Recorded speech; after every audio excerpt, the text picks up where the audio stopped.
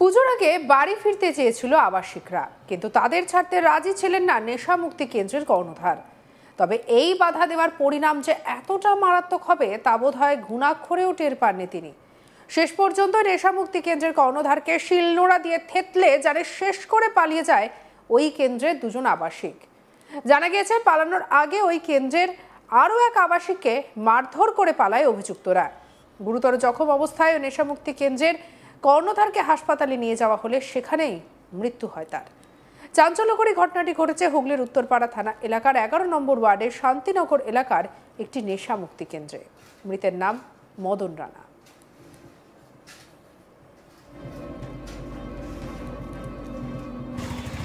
জানা গিয়েছে মৃত ওই ব্যক্তি 10 নম্বর ওয়ার্ডের তৃণমূল কাউন্সিলরের প্রাক্তন স্বামীও। অভিযোগ, ভোরে ওই নেশামুক্তি কেন্দ্রের দুই আবাসিক মদন রানাকে শিলনোড়া দিয়ে মাথা থেতলে জানে শেষ করে দেয়। অন্য এক আবাসিককেও মারধর করে পালিয়ে যায়। ঘটনার খবর পেয়ে মদন রানা মাসি এবং দিদি নেশামুক্তি কেন্দ্রে যান। গুরুতর জখম অবস্থায় ওই যুবককে উত্তরপাড়া স্টেট জেনারেল হাসপাতালে নিয়ে যাওয়া হলে সেখানেই তার মৃত্যু হয়। মদন রানার বিরুদ্ধেও এর আগে প্রতারণার অভিযোগ ওঠে। প্রতারণা দায়ে গ্রেপ্তারও হয়েছিলেন তিনি। নিজেও আসক্ত ছিলেন বলে জানা গিয়েছে। বছর 5 আগে উত্তরপাড়ায় বাড়ি ভাড়া দিয়ে নেশা মুক্তি কেন্দ্র খোলেন তিনি। মদন রানা দিদি নন্দিতা ভার্মা বলেন, 6:45 নাগাদ খবর পাই ভাইকে মারধর করা হয়েছে। তারপর সেন্টারে এসে দেখি গুরুতর জখম অবস্থায় পড়ে আছে। তখনও আমার ভাই বেঁচে ছিল, কিন্তু মাথায় আঘাত করেছে, শরীরে কিছু করেনি। ডাক্তার দেখে বলল কিছুক্ষণ আগে আনতে পারলেন না। 20 থেকে 22 জন আবাসিক ছিল। এই ঘটনার পর তারা বেশিরভাগই চলে গিয়েছে ট্রেন ধরে। কি বলছেন মৃতের দিদি নন্দিতা ভার্মা, শুনবো। কখন আপনি কি খবর পেলেন? 6:45 নাগাদ ছোটকা বলে একটা ছেলে, ও গেল, গিয়ে দরজা ঠকঠক করলো, মানে আমিও উঠবো বললো তাড়াতাড়ি চল, তোর ভাইকে সেন্টারের ছেলেরা মিলে খুব মার মেরেছে, মুখটা চেনা যাচ্ছে না। আমি কোনো রকম স্যার মুখে জলটা দিয়ে চুড়িদার পরে চলে এসেছি। আমি আসাতে আমার ভাই নিঃশ্বাস নিচ্ছিল, নাক ডাকছিল, কষ্ট হচ্ছে ওর, রক্তে রক্তে ভর্তি, বালিশ টালিশ সব ভিজে গেছে, কিন্তু কোনো কথা বলতে পারছে না আমার ভাই। একখানা পাটা, শিলনোড়া, ওগুলো সব দিয়ে মেরেছে, এখানে ফাটিয়ে দিয়েছে, এখানে ফাটিয়ে দিয়েছে, শুধু মাথাটা আর মুখটা, দেহতে কিচ্ছু হয়নি, সব শরীর ভালো, শুধু এই মুখটা চেনা যাচ্ছে না স্যার। এমন ভাবে মেরেছে, আমার ভাই তো ভারী শরীর, এই ফুলে গেছে মুখটা।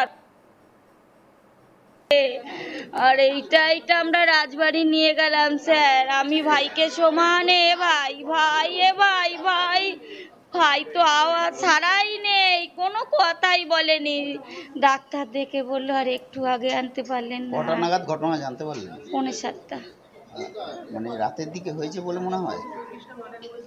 না না স্যার, না না স্যার, কালকে 12:30 থেকে 15 গাড়ি রাখতে গেছে, 12:15 ঘুমিয়েছে স্যার, রাত্রিরে করেনি স্যার। ডাক্তার বললো তো, ডাক্তার বললো ভোরের দিকেই হবে স্যার। কতজন পেশেন্ট ছিল কিছু জানেন? কানু 22 জন, ওর মুখেই ছিল 22 জন। তারা কোথায়? তাদের কাউকে খোঁজ পাওয়া গেল? না না, তারা তো মেরে পালিয়ে গেছে, তারাই তো মেরেছে। যখন যাচ্ছে তারা এখান দিয়ে তো স্টেশন সামনে, যখন যাচ্ছে টোটোর ছেলেরা, অটোর ছেলেরা বলছে মদনের সেন্টার দিয়ে এত ছেলে চলে যাচ্ছে কেন। তারা কিছু কিছু লোক হয়তো দেখতে এসছে, ওকে ফোন করেছে, ও ওকে ফোন করেছে, সেই সূত্রেই 2-1 জন হয়তো দেখতে এসছে, তারপরে বলছে মদনের এরম দিয়ে এরম, এইটা পুরো খোলা, এইটা খোলা, সন্দেহ হয়তো ওদের হয়েছে। আর কারোর সাথে কোনো শত্রুতা বা কোনো গন্ডগোল? শত্রু তো সবার সঙ্গে বলতে, কেউ একটু চিৎকার করে কথা বলতো, আমার ভাই একটু মুখ স্বাভাবিক, আর কি বলবো, চলেই তো গেছে, আর শত্রুতা বাড়িয়ে কি লাভ। আমাদের তো কেউ রইলো না ছেলে বলতে, আমার মা, আমি আর মেয়ে, তাহলে কার নাম বলবো বলুন স্যার। এটা তাও 5.5 বছর 6 বছর হলো সেন্টারটা খুলেছে।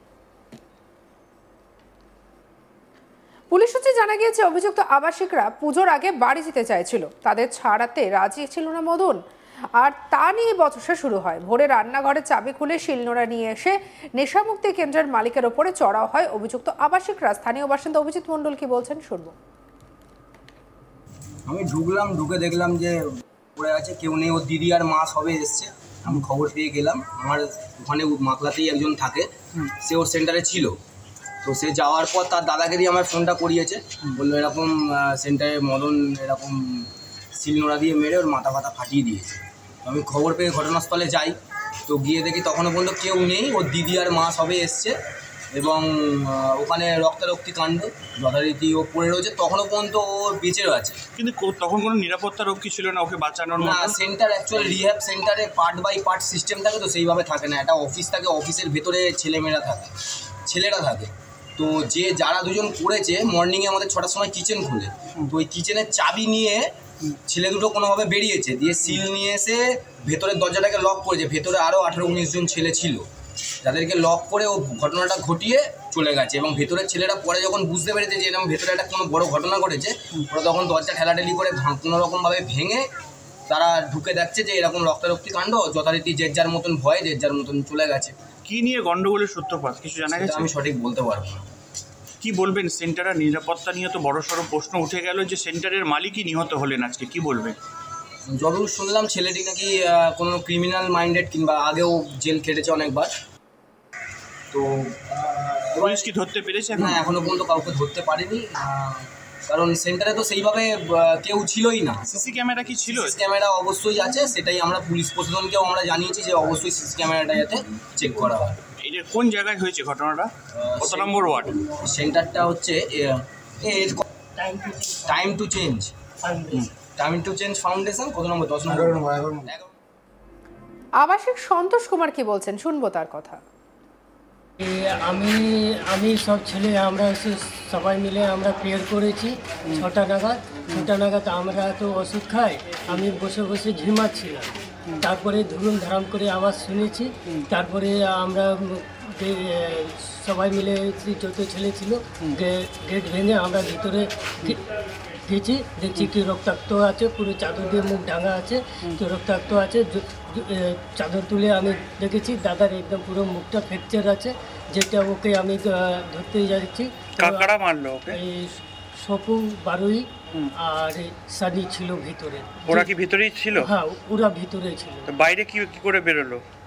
ওরা তারপরে কি ওরা চাবি আমাকে মাথাতে মারলো, রাহুল নামে একটা ছেলে ছিল, ওকে মারলো।